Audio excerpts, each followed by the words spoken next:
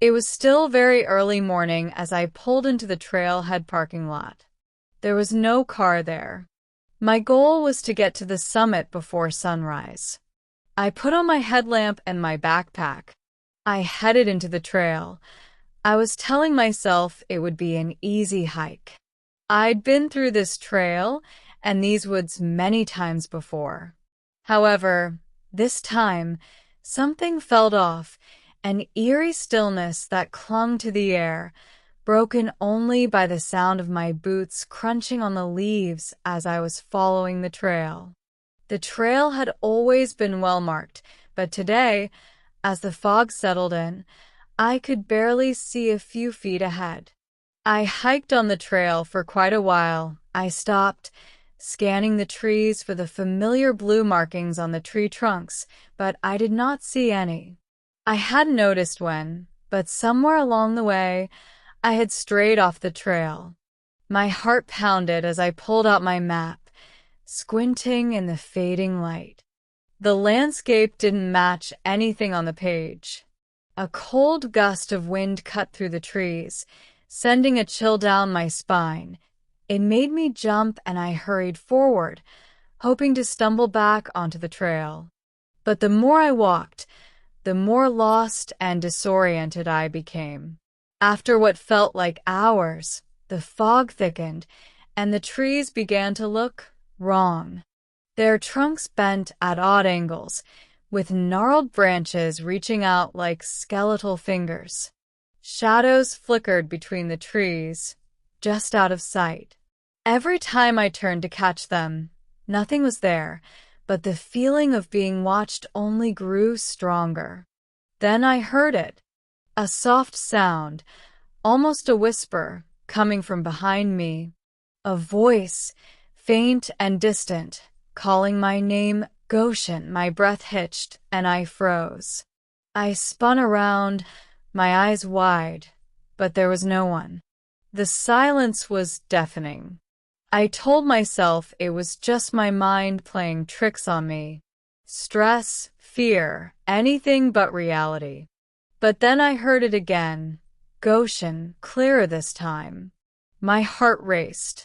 I bolted, crashing through the underbrush, not caring where I was going, as long as it was away from the voice. The trees seemed to close in around me, their branches snagging in my hair and clawing at my clothes. I tripped, fell to the ground, and when I looked up, I saw it. A figure stood ahead of me, barely human in shape, more like a silhouette darker than the shadows around it. Its head was tilted at an unnatural angle, and it didn't move. It just watched. A cold chill crawled up my spine as the voice whispered again, this time right in my ear. Goshen, come back. I scrambled to my feet, running faster than I ever had in my life, my lungs burning, my legs heavy. I could hear it now, the crunch of leaves, the snap of branches. Something was following me, not just the voice, something real, and it was getting closer. I burst into a clearing, my legs trembling, and I collapsed to the ground. For a moment, everything was silent.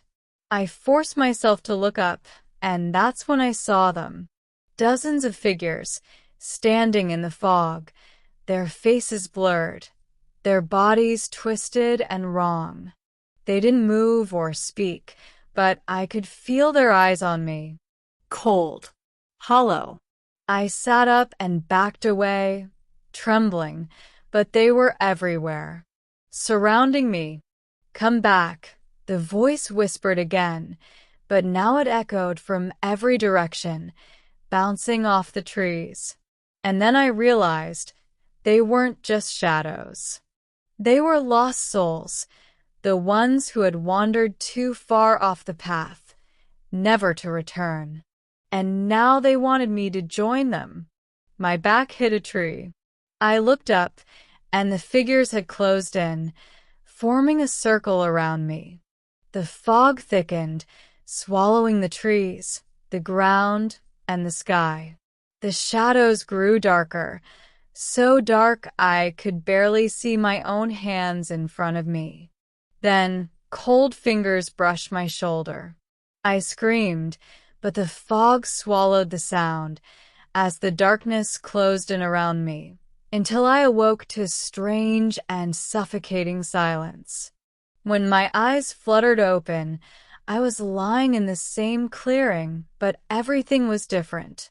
The fog was gone, replaced by an inky blackness that stretched endlessly in every direction. The trees were no longer trees, but skeletal forms rising like columns, their branches twisting unnaturally, as if frozen in a moment of agony. The ground beneath me was cold and damp, but it didn't feel like soil. It felt alive, pulsing faintly beneath my fingers. I sat up slowly, my body aching, and realized I was no longer alone. The figures were still there, but now they were closer, so close I could see the voids where their faces should have been. They didn't have eyes, but I could feel their gaze burning into me. Their mouths gaped open, black voids that exuded a soundless scream. I tried to move, but my body wouldn't obey. The air was thick, heavy, and clinging, as though it had a will of its own. The voice came again, louder this time, echoing through the void like a bell tolling for the dead. Goan, you've come back. My name sounded wrong, distorted, like it had been dragged through centuries of decay. I opened my mouth to scream, to plead, but no sound came out.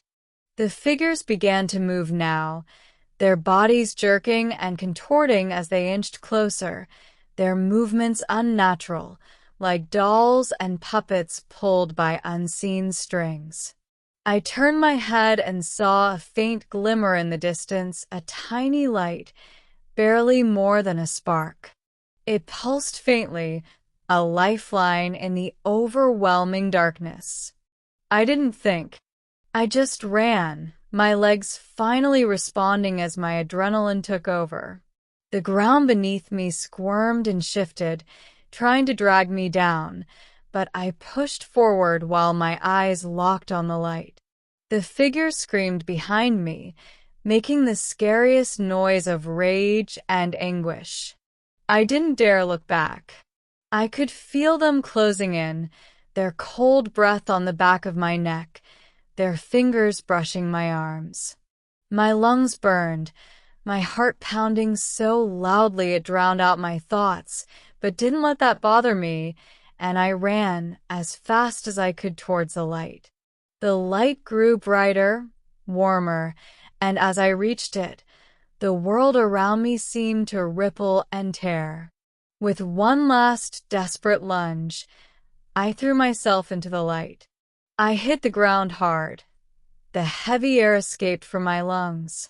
When I opened my eyes, the sun was rising, painting the forest in soft shades of green, gold, and pink. The fog was gone, and the trailhead parking lot was just a few feet away. I was back. But something was wrong. My clothes were shredded, my hands bloodied from scratches I didn't remember getting. My backpack was gone, and my headlamp was shattered at my feet. My body felt heavy, like it had been dragged through another world. And then I heard it, faint but unmistakable, carried on the morning breeze, a whisper. Goan, don't stray away again. I looked back at the forest, and for a moment I thought I saw the figures standing just beyond the tree line, watching, waiting.